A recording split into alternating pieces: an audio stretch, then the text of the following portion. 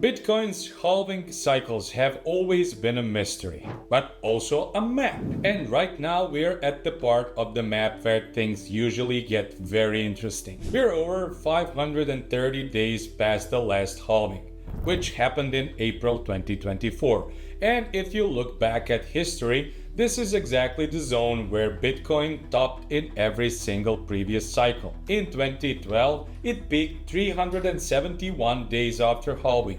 In 2016, it took 525 days, and in 2020, it was 546 days. I found this chart on X that was found by Joao Watson, pointing out that if the rhythm continues, Bitcoin could peak somewhere between day 548 and day 561. That's basically the last few days of October into the first days of November 2025. Now, before I move forward, quick disclaimer, this is not financial advice. I am just sharing my research and opinions, and you should always do your own due diligence before making any investment decisions. And if you're new here, don't forget to hit subscribe so you don't miss my next breakdown.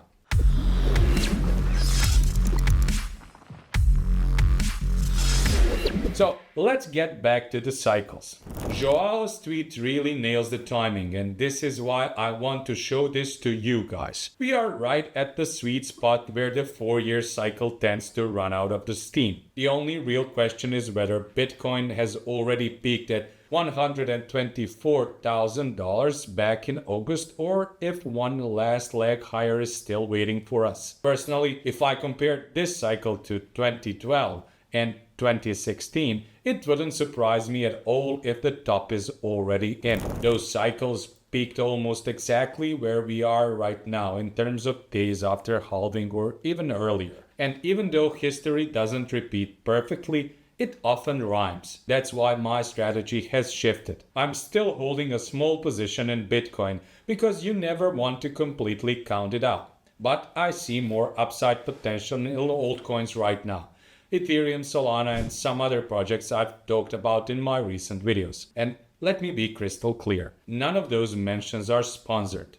They're just my own picks based on research and conviction. Bitcoin is still the king of crypto, of course, and this cycle has proven that again. But if the top is close, then the real opportunity could be rotating into alts before the market fully cools down. That's the play I'm personally making. So, what do you think?